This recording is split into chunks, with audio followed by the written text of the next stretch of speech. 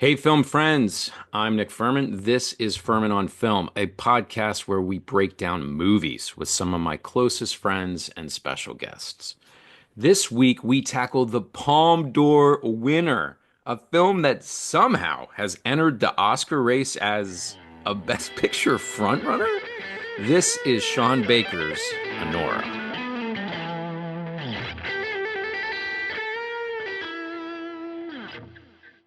Well, guys, today I bring back a special guest to my heart and my life. I introduced him last time as a world-renowned cinephile and an eminent board game aficionado. I still see no lies. He still has his own channel called the Trip Advisor with two P's, and now he's cooking up some new stuff on the podcast. I believe it's called Dice Camera Action. Is that right, Jason? That's correct. Yeah, Yes. but today he's here to spar with me over the relative merits of this buzzsaw taking over the world by storm. Guys, it's Jason Tripp. He's back. Welcome back, man. Woohoo! This is going to be like a good old Rocky versus Drago American-Russian battle, right? To the Yeah. death. I No, it's good to be here. I love, it's great getting a first-time invitation, but I actually prefer the invitation to come back. That yeah. even there's a lot that says that I said enough that was worthy of getting a second invitation. So Right, thanks, backed by man. popular demand, backed by popular demand. So, yeah, I brought you on because yeah, you and I have slightly different feelings about this film. We're in the same general ballpark, but Sure. I think that is always more fun to have that kind of back and forth to dialogue about stuff. So, man, I just wanted to, start out, just intro it for us a little bit. Maybe your experience watching it, but also, and you're always great with like how this thing is front running, how the awards race is shaping up, all that sort of stuff. So hit me with a little bit of that to begin, if you're Yeah, up so for I it. mean, this film's been on my radar for a while. I think we both have a lot of respect for the director of this film, Sean Baker. Oh yeah, Appreciated his films in the past, and so a new Sean Baker film is something to get excited about. My enthusiasm for this amped up even higher when it won the most prestigious award coming out of the Cannes Film Festival. It won the Palme d'Or in May, which is a big deal. And whichever movie wins the Palme d'Or, movies like, Parasite, right. Titan, recent years, etc., they definitely go up on my rankings and my to watch list. And I was thrilled to get a chance to see this relatively early in North America. This showed at my local film festival. Shout out to Sudbury, Ontario, Cinefest Film Festival. Man, Caught it in mid-September, so it's been a couple of months. It's been resonating and percolating. So I saw it there, and I let you know a little bit of it without spoiling it. I let you know I saw it and was really excited to see that you were finally getting to see this one this past week. yeah, So do you want me to just in general give my first impressions on yeah, my screening, my film? So yeah, and we'll the tease house them was out as we packed. go. Yeah, Yeah, the house was packed for this film, and people were up for this film. And basically, I came out of the film respecting, admiring a lot of aspects of this film, but was mildly disappointed. And that might be because of it was overhyped from my perspective. sure. Uh, you know, End of the day, this is not my favorite Sean Baker film, but this is a very good film, and I would encourage people to go check this film out. If you've never seen a Sean Baker film, get ready for a lot of nudity and explicit sex because that's basically his thing, right? He wants to explore and destigmatize the sex work industry, and he Yeah, does that again in this film. But it's a bigger, bolder, right. higher production design and budget. This is his biggest film, I guess, by far, you could say to date. And I think that's sort of why it's getting Oscar buzz as well, because he's got a bigger budget to work with. He's got some dynamite actors to work with in this film as well. So just some of my first impressions. I know we'll get into some of that a little deeper, but I liked it a lot. Didn't love it. Yeah, That's where I'm at. yeah, right. And yeah, we'll tease that out when we hit themes here in a sec. But I do think, so as not to scare some people off, you're right. I mean, his stuff is. It features a lot of sex workers, but he's more sort of chasing questions about economy and wealth and class and the American dream and stuff like that. So it's in Yeah, service to something. It's not simply gratuitous, I would say. But that's a good point to make. It's yeah, not.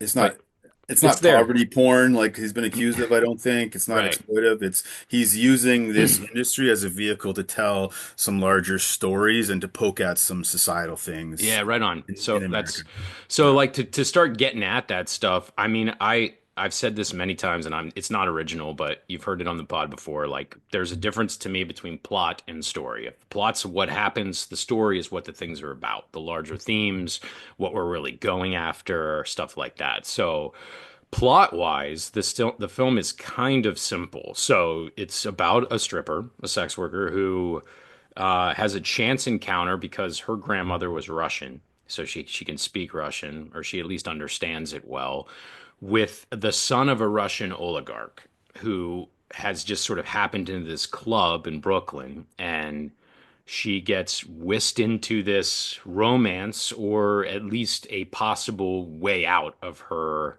sort of lower class trappings, right? So that's where you're going to get the Cinderella. Like I hear a lot of terms coming out of the movie, like about Cinderella, or a big one that was like this sort of whirling dervish rom-com, like Pretty Woman, which I would take this movie. Anyone that's claiming that, I would sort of take it to task in certain elements, but uh, Pretty Woman is about a call girl who gets called up to a richer guy, and then blah blah blah, right? But this movie has some of those like window dressings, but goes in like completely different directions. So absolutely. that's plot, right? It's about the sort of rise and fall. The story to me is bigger. It's about America and wealth and class, poverty, and the ways that we fight for power and influence within that system. And in this case, in the case of Mikey Madison, it's sex. Like that's her means of control or power, right? So, um, that's that's kind of that. Did you want me to hit like I kind of made it like a first act, second act, third act thing? Did you want me to kind of bust into that, or did you have anything to say kind of between now and then? Well, can I talk a little more about plot versus story in this film in Yeah, yeah, let's particular? do it. Yeah, do And it. we'll get into some of the plot points in the story arc. One of my critiques, and I don't want to overfocus on my critiques, is I think the plot in this film is kind of messy, and it actually holds the story back. I think the story elements, which are typical for a Baker film, Yeah. get lost in the plot of this film. And so I think if the average moviegoer, I don't want to undersell the average moviegoer, they come out of this film, they'll be like, wow, what a great plot. They'll say story, but they mean plot. That Right. character was awesome, but they'll totally miss the deeper Yeah. societal stuff that Baker's doing here, where I think it comes out in spades, more so in his previous films, Red Rocket, Florida Project. Yeah, I think We I can get think into that as we get into the first act, second act, third act, where the plot goes and yeah. how well or how lacking it does in servicing the story. Yeah, I think that's a good point. I mean, yeah, I mean, we should say like the film. So first act wise, it spends like 40 minutes kind of rising, right? That's the mania, the part that it's like looking at Vegas commercials, you know? You got the glossy lights and they're partying and they're doing some drugs and and it's just very frequent sex between her and the main character, but it's like, this sort of empty, fast, like it's anyone that confuses this with a love story, I think is missing the point, right? You and I just said that off mic before. Absolutely. This is Yeah, not a love story no, whatsoever. no, it's, she sees him as a way out, I think. But so the first act is that's the rise, like the whirling dervish. And then we get a sequence when the chickens come home to roost because in what I think is one of the most powerful scenes in the movie, I'll say if you want no spoilers about this movie, then Yeah, stop, watch it and come back. I will tell you when there's like specific spoilers about the ending, but if you don't want to know anything, then first of all, I applaud you because um like I watch trailers after the movie sometimes, and every time I do that, I just get pissed off at the trailer. I was trying to get someone else to watch Sing Sing, a movie you and I both love. And so I watched the trailer and there's a scene, they show the scene of him talking to the board, and I'm like, that's one of the best scenes in the freaking movie. And they put it right in the trailer. Like, spoil it all. Yeah. gosh. So if you think you're interested in a filmmaker and you want to see it, like just don't watch the trailers, guys. That's my like little take. Um Anyway, where was I? What was I saying? I got off my high First horse. act, The The Rise. Let rise. me just say, So, the first act in this movie is incredible. it Like Sean is. Baker just busts the door down. We're in the club. Yeah. The strippers are there. We're getting a really up close look at this lifestyle. We're getting to Yeah. know this young Annie Anora, played by Mikey Madison. Whew. We're seeing the glamour, but the hollowness of this industry at the same time, the Right. longing. We're seeing, the clientele coming and going into the Right. club. We're getting a glimpse at her sort of slice of life, and that's really Sean Baker's thing, right? Just this slice of life of these interesting people that we sometimes know nothing about in society. And so that's the whole first 30 to 40 minutes is that build, that rise, and then things radically shift. But you were going to talk about a sort of a catalytic moment. Yeah, but I think yeah, you've got a great point because that when people talk about the power of Mikey Madison's performance, like that first 40 is all about her, like her power, her control, her the way it shows her just talking to people in club, like she's selling herself, right? But what she's yeah, it's really good and really well done. Then it turns out he in a scene that I think is really powerful, which that was why I introduced the spoiler. He proposes to her in Vegas in this really weird, awkward moment where he's like, I have to go back to Russia to work for my dad, my parents, or I can get married to an American and stay. So, hey, do you want to do this thing? And you can just watch Mikey Madison. It's the first time she cracks, kind of. You know what I mean, man? Like it's all face, but it's the wheels are turning. She's cogitating, and it's like, is this guy for real? Is he fake? What could this mean for me? Do I really care? Just a really great moment. So she acquiesces, and then they start living together, and they go back to his giant mansion near Brighton Beach or Brooklyn or wherever, and then that gets to the parents. And so now we got a screwball comedy that comes rolling in around the 45-minute mark, right? I mean, is that the way you look at it? Yeah, maybe we can just back up a little bit before the proposal and off to Vegas. There's another proposal that precedes the wedding proposal. Like he proposes That this exclusive, can you be exclusive with me for the right. week? For whatever it is, 10 or 15. I forget what the amount they settle upon.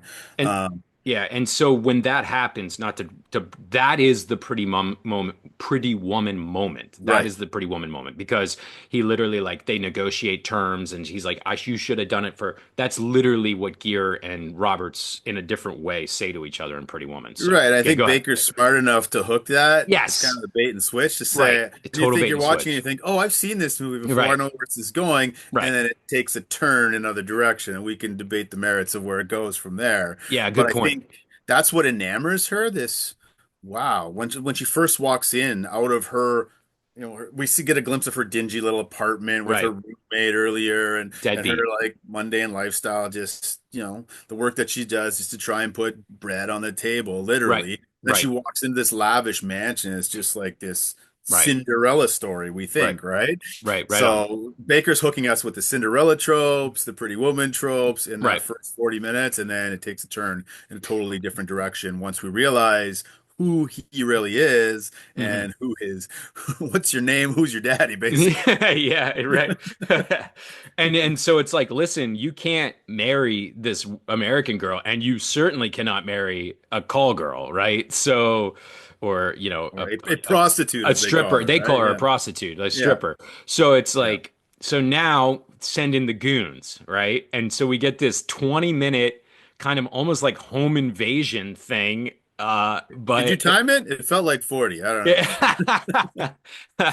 Where the guy takes off, this pansy of a shell of a little boy leaves, the son, and she's left to claw and fight her way with these goons who are one of them this stoic silent guy and the other is trying to do, and then meanwhile the third guy is flying in, or he's getting interrupted from some sort of Russian baptism event, or so the movie just turns on a dime and becomes like both manic in like a you had mentioned you said something like what it's like Uncut Gems but with something like a very Safdie-ish Yeah, there's just a lot of yelling, talking over each Yeah, other, just yeah, this high anxiety, like a Safdie film. It reminded yeah, me of Uncut Gems a bit.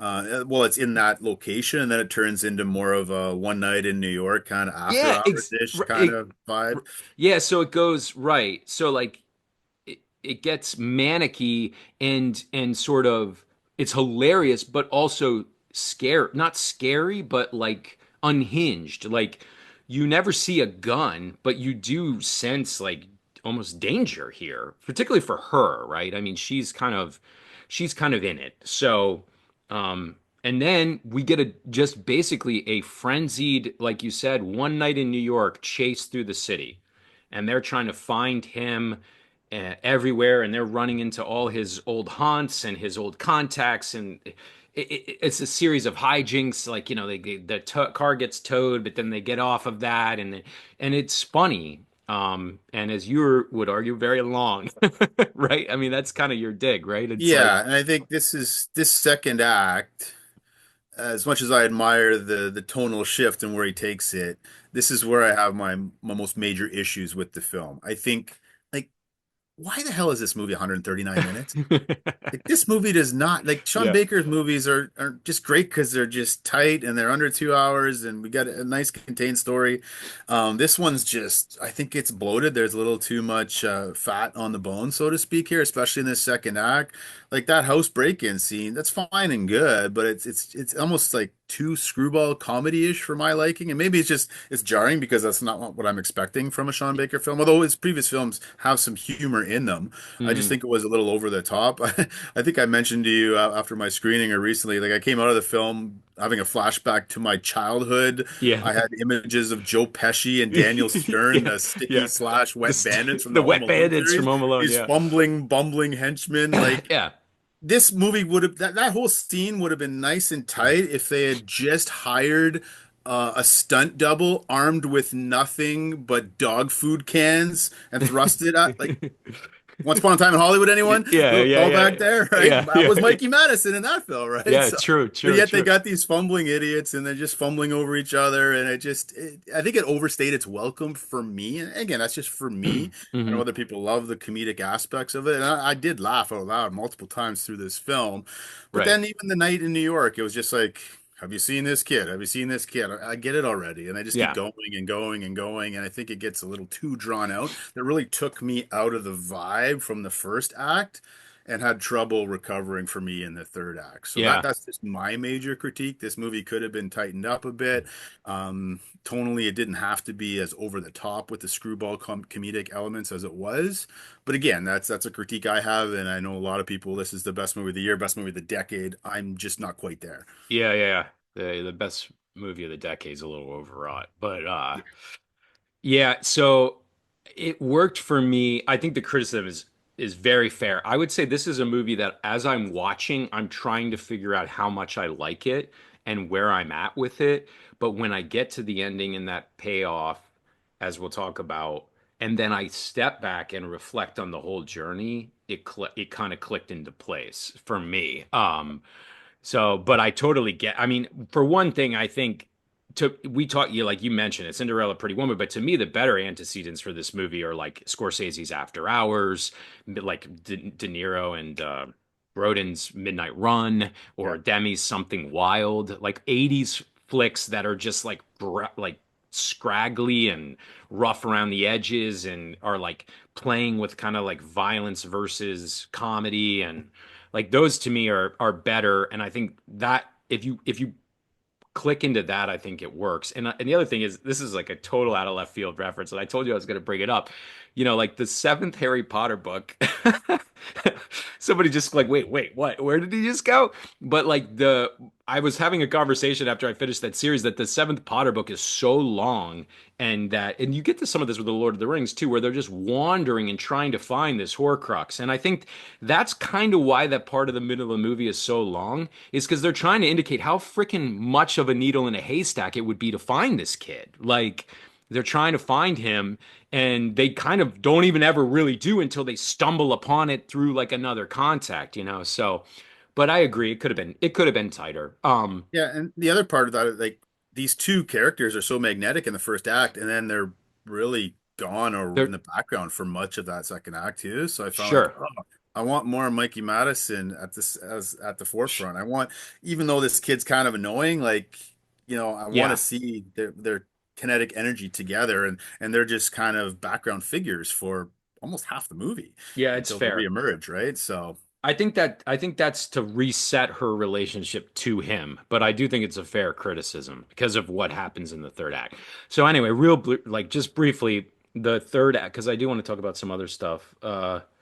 The the movie turns into a third act where things just slow down, like really grind down. And I think that is about what it means to be poor in our country, and the disintegration of a dream. And you could just watch the power kind of draining out of her like moment yeah, to moment. And the harsh realization that the American dream, that bubble's about to burst for her. Yeah. right, right, right. And that it's really freaking hard to go from one economic class to another. But like you said, it could get lost in the shuffle of the whirling dervish of everything that's going on. So Baker's movies, man, like I do think it's worth talking about Baker himself, but we hit some of this. They're about America and immigrants and very often sex workers. You get that in Red Rocket, you get that in Tangerine for sure. I'm trying to Yeah. think if she is in Florida Project too. I think she is. Yeah. It's just people most of the time like trapped in these tough situations, just down and out regular folks trying to find their own version of the American dream. And as you said earlier, these aren't stories that often get told. So they encounter the system stacked against them, but it's not. It's like Baker like sneaks these themes in under the rug, which I kind of think was kind of your point about plot versus story, rather than being like, "Hey guys, this is a story about class in America," right? It's more like this is a crazy story about a couple nights in Brighton Beach, or whatever. Sure. So you get the shattering of the Cinderella dream. And I think what's new about this film is you actually get foreign powers intersecting with American helplessness, which I think is kind Yeah. of interesting because Baker has got some pretty harsh things to say about wealth and opulence and power in this movie. Just how vapid his parents are in their representation. But yeah, man, I don't know. Tell me, like, what's the Sean Baker thing to you? Like we could talk about cinematography, realism, we could talk about sound design.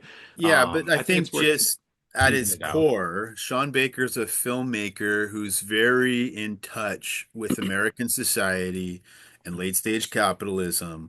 And his films are always, it's the carrot and the horse. The carrot is, the chasing after the American dream, the myth that everybody can have this dream. If you just work hard enough, you'll get your shot. And then blowing that up, saying, no, there's such a gap between rich and poor that the American dream is a hoax, it's a myth, and he tries to expose it for what it is. The classism in America, the massive gap between rich and poor, and by using these stories, these characters, he brings that to the forefront. I think you're right that these stories, these characters, are meant to serve his larger sort Yeah, of thesis about the American experiment and how it's a failed experiment in a sense. yeah, Um, yeah. and I think he does that in all of his films, but I think again, with all the glitz and the gloss of this one, that can get lost. And so hopefully people listening and watching this will realize that's what this story is about as well. Yeah, I think like you and I both, I think we would both say the Florida Project is our favorite of his films. Would you agree with that? Without a doubt, I think that still Yeah. remains his So masterpiece. Yeah. that movie, I guess this is a little bit of a spoiler for the Florida Project, but I guess they call them exurbs, like former suburbs right outside of Disney World. Yeah. And so he's juxtaposing this woman and her young child who is just trying to make it in this like rough and tumble spot. And like literally a half mile away is like the golden castle of Disney World. And like I think that's kind of you can't miss it in that movie. And it's not ham-fisted, but it No. is so effective. Yeah. and just it is a powerful work. I think Yeah, it's not so obvious, so it's caricatured, but it's not so subtle that it can get lost in the plot, like I think can happen with this one. that's And he fair. threads the needle perfectly in that movie, I But think. that's Baker's thing is he goes to a place and he brings it to life and it's unique each time. I mean, the Red Rocket, you get all of these like halcyon, these bright shots of like Texas and this former film star who's trying to figure it out, Yeah, and it's such fantastic sense of location. yes, he's so good at Yeah, that. And then, like I just told you about the excerpts in Orlando and the Florida project, and here it's like Brooklyn, Brighton Beach, Coney Island. It's that particular like Russian crust area of that. There you go, man. It's like right there, and he loves using non-professional actors. yes, So you get this, and then he shoots it with handheld cameras. So you get this everything is about like realism, like gritty real. We hear that all the time, gritty realism. But it is like this is a real like grimy movie, man. Like it's and but I think that helps him deliver the themes we've just been talking about, right? That these right. like I heard him they did an interview, I think Variety did it. Like they used real strippers in the movie, like real people, and then they took the music cues from those strippers. So like when you hear those the tracks that are dropping, the needle drops throughout the film, like their input is there, man. So Yeah, he has people that he works very closely with in the industry yeah, on all of his films that help right. give some guidance to make sure this is really authentic and respectful, true to the situation and the settings that he's trying to set up. And I have a lot of respect for him for that. I will say though, one thing, this is a occupational hazard for any directors that do their own writing and editing. Yeah. I think this happens in this film. This feeds in a bit of my criticism because he's doing his own editing and because he's got a bigger budget to work with. I think the temptation is there just to have this so long and drawn out, maybe more than it needed to be. And Yeah. of course, I'm not above criticizing my own favorites. Terrence Malick can be Yeah. accused of the same, right? You Well, have all this footage to edit, and it can be chopped up, or it can seem like it's a little bit bloated. So that's the challenge. But at the same time, I got mad respect for a guy who directs and writes and edits his stuff like Baker does. yeah, or how about Martin Scorsese? Like, I mean, Yeah, it's yeah, you know, I mean, he has an editor, but I mean, I sure. don't know. She doesn't chop much that he No, wants in there, you know. So it's yeah, I think that's fair.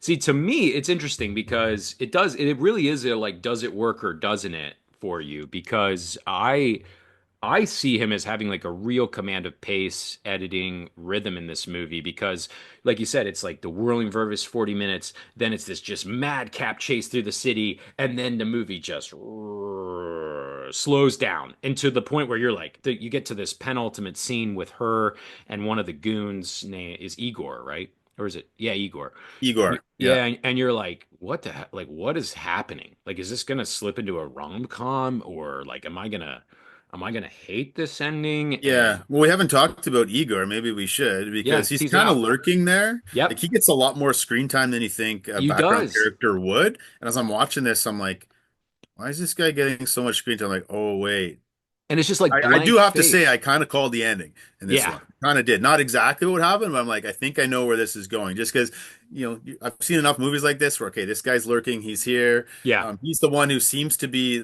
legitimately empathetic to her, and a little more vulnerable and gentle of all the Russian sort of henchmen, so to speak. yeah. Do we want to talk a little bit about the ending? Are we Yeah, here we go. prematurely getting there? Or let's Perfect go launch. there. And again, major spoilers here. This is spoiler. We're going to talk about the Yeah. very ending of the film. If you do not want to know the very ending, this is as spoilery as it gets. So you have been warned. All right, launch it because I agree. I think we got to talk about this here. Yeah, This so mom and dad show up and basically veto everything. They say this is not happening, and the kid is he's high as a kite at this point yeah, anyway. You can see him for what he is. He's just a kid who's never grown up nor will grow up. He's playing video games the whole time, whatever. So her dream is shattered officially, but at this point, she's getting upset as well. So she just chews out the parents, and yeah, it's then great. she Such a good scene. Igor tries to intercede, as this is happening, as the parents are chewing out her and making it very clear that her life is terrible and she will never have anyone like their son. Igor kind of comes to her aid and gets chastised himself, but he's tasked with, I believe, correct me if I'm wrong, it's been a couple months, but he drives her back to Yeah. basically her. They give her a bit of a sum of money, I guess, and they send her back to her humble little shanty, right, her little apartment. And then there's this final scene. I'll pass it to you to walk us through the final moments as they're in the car outside of her apartment. Yeah, he hands her, first of all, he snuck away the ring. Yes, So, like, not only is that, I think, the monetary wedding ring, value, she can the yeah, engagement ring or wedding ring, whatever. huge money. Yeah, it's 4 carats. So there's money, but it's also, I think, sentimental. Like, and before, right before you just like hinted at it, he says to the family, I think this dude owes her an apology, and he's like, and then she chows him off. And what is one of the greatest comedic moments of the movie, the father is just cackling Yeah. at her because he's like clearly agrees, like this is ridiculous. And so anyway, he gives her the ring. She goes to get out of the car. No, he goes, takes her bags to get out of the car, comes back because she didn't leave. Then she crawls on top of him in the car and starts what she does best. She starts kind of like initiating sex with him, basically. Um, Didn't she invite him up into the place or No, he so? goes first, like, let's go. She Yeah, stays. And yeah, then he comes back. And yeah, then that part you're talking about, that's the night before. She's like, I'm going up to right. bed. And Yeah, you're expecting, like, if it's a rom-com, he's going to follow her. And he but he doesn't. doesn't. He just stays. She comes back down and throws a blanket at him for him to Right, sleep on the couch. right. And the point is, she's still exhibiting power, control. She's still telling him off. There's a little bit more interplay, but now in this moment, it's like, this is what I know. I know sex. I know sex is power. I know sex is control. She starts initiating it. She's on top of him. He starts to try to kiss her, and she bulks against it. And then she just breaks down. Like, for the Yeah, first time, she just falls apart and she starts weeping on him as he's holding her, and then cut to black. And I gotta say, man, that is the best ending. I was blown away. I always think Baker has awesome endings. Red Rocket has an awesome ending. Florida Project has a great ending, but this one really got me. It really made the second act worth it with the payoff. I get it; it's a shaggy flick, but I wanted to see what that meant kind of to you real quick. Like, yeah. I think it's one of the best endings of the year, and because it's shaggy and it meandered, kind of lost a little bit, but that's still the scene, the moment that has lingered with me, yeah, well beyond my screening. And my take on the ending, is that moment for her, and you did it well with sort of the rise and the yep, first act, the anxiety, the frenetic stuff, and then the come down here in the third act. I think this is both very meaningful moment of catharsis for her, hmm, but it's also just this trauma release too. This is a person yeah, who's never felt intimacy like she's feeling in this moment for this guy, a guy that she's been chewing out and cussing up and down the whole film. right. But I think his continued kindness towards her is kind of breaking through her facade, I agree. this facade that she's had up the whole Yeah, film, maybe most of her life, right? Getting to the core of who she is. She's experiencing a moment of authentic, genuine love that maybe she hasn't yeah. experienced up to this point in her life and in her work. Right. And that's the thing, man. Like, in a lesser film, that is all of that goes so differently, right? The henchmen show up with guns and it becomes Goodfellas. Like, Right. the story moves into another direction, it becomes more caricature. It rolls into a rom-com and he goes upstairs and sleeps with her. Or it becomes this like like this, back and forth where I loved you all along, and then they hug it, like, which fine, you like rom-coms, cool, but like the authenticity of that moment in communicating so little, it says everything you just said, man. Like, it's the facade's finally breaking, her performative power is falling down. She's found real affection and she's balking against it. She's not just rolling into it, it's breaking her. Yeah.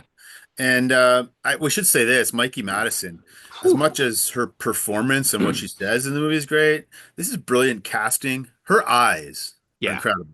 Kind of yeah. like yours, Furman. Ah, thanks, Dreamy man. eyes you can just get lost in, right? Like just incredible. Like some of the Yeah. not like there's a lot of talking and yelling in this film, but there are moments, and in that last moment, to just see the expression on her face in this moment. I mean, sometimes it says a lot more than any words could, and I think it's a perfect ending in an imperfect film. Yeah, I mean, I think Mikey Madison, it like we said, I mean, it's the yelling, it's all the big stuff, but it's the power of her eye, like you said, her eyes, her face. That is the stuff that kind of lingers, like that she can kind of play all of the notes on the keyboard. Maybe you could just give us what, since we're talking about her, like what do you think about Oscar chances? Like her, the movie, the film, all of the aspects of it. It's kind of interesting, Sean Baker movies getting this much love and affection Yeah. given the graphic nature of some of the scenes in this film, but she's probably going to win all the awards. I can't see a world in which she doesn't win Best Actress, so there are a couple movies still to come. So I think she's the most likely to win. Sean Okay. Baker definitely will get directed for Best Director for this film. Nominated, right? Yeah. Yeah, he'll get a nomination. And it seems like him and Brady Corbet from The Brutalist Brutalist, yeah. movie we've yet to see are duking that out. Original screenplay, sure, this will get a nomination for that as well. What do you think Hey, about don't Eddie? sleep on Igor, man. He's lurking just like in the film. He's That's lurking. true. What Maybe I he'll don't get the surprise Best Supporting best Actor supporting, nomination. yeah. Yeah, yeah, yeah, Yeah, yeah. over the young sniveling oligarch son, right? Yeah, So that'd be kind yeah. of cool. So though I think those are some of the big categories where we could see it getting some What award about it? Do you think nomination. editing? You think it's got a good shot at editing for all this stuff? I don't. Okay. I Okay. don't. Maybe that's just my bias again. No, I'm That's one of the curious. Like weaknesses I for haven't me in a been film. I haven't been tracking on like Gold Derby with that. So, but it's Yeah, I'm not certainly sure. I'll have to check that one out. I wasn't sure, but definitely screenplay, director, picture, actress, and maybe supporting I actor. mean, the reason Igor could get in, I'm sorry, I'm not saying Igor Bor, I can't remember his name exactly, but um the Yuri can Borisov, I Yuri think. Borisov, yeah. The camera just keeps finding him, and we were Yeah. listening to another pod that was mentioning this, but it's just usually just him watching her or interacting with her, but it's Baker sort of hinting at his broader plan. But Yeah. so I could see it. But anyway, we hit all of it, man. Pros and cons. I think we got after it. We talked about Madison's performance. I think it's just like there's hilarious slapstick scenes in this movie. We talked about the screwball comedy DNA, the insane wild romp through New York City, the rise and fall of Cinderella. We hit it all, man. Now we just got to get our scores. FOF ratings. We do these as points and whatever you want to do. My last guest on Suspiria went off the rails and tried to give me like a what do you call those? A vinculum or whatever, the Yeah. Yeah. repeating number over the Yeah. top. So anyway, man, what do you got? What's your score Well, this from? is FOF, so we're not constricted to zero point 0.5 Nope, that's it. increments. So It's I gave it tenths. I gave it a 3.5 out of 5 on Letterboxd. But for Okay, the sake of FOF, let's call it a 3.6. okay, 3.6 out of 5. 3.6. Which could rise a little bit on rewatch, but that's where I'm at currently for the reasons Any I mentioned. any thoughts on what I would give it? You got any predictions? I'm thinking you're probably low fours, 4.1, 4.2, somewhere in there. I'm a little higher. I think Okay. I'm up to like 4.3 or 4.4. So for Okay. today, let's say, so that would round up to 4.5 on Letterboxd. Let's say 4.4. Um, like I said, this is a film that started in about 4.1 and has just kind of grown as I've thought about the larger conception. But I think all your criticisms super valid, and I think also the people that don't love this film are gonna really resonate with everything you've said about its length, about its tonal woo woo woo all around, all that sort of stuff. So, This is uh, definitely a movie worth seeing, though. We agree on that, and seeing it on the biggest screen possible for, agreed. for all the reasons we mentioned. So check it out. It's playing now in theaters, so if you have a chance, check it out. It's worth Well, it. Jason, thanks for coming, man. I really appreciate you joining me, giving me all your great wisdom. Guys, remember to check out Dice Camera Action, his podcast, or the Trip Advisor. He will be a frequent guest on my pod. I know it because we just love When we agree, it's nice. When we disagree, it's great. It's even better. We just Yeah, learn. no, this So, has been fun. And a confession, one final confession. I'm wearing this I Love New York t-shirt. I've never even been to New York City, so that's got to change. My wife brought this back from a trip, so I haven't even been there. So maybe I'm not the best person to critique this film that's set in New York. But anyway, it's been a good it's time. Thanks, dude. Furman. I've Appreciate you been to having New me. York City. I just haven't been to Coney Island. So, there we go. All right, guys. So for Jason and myself, I'm Nick Furman. This is Furman on Film. Stay firm, my friends.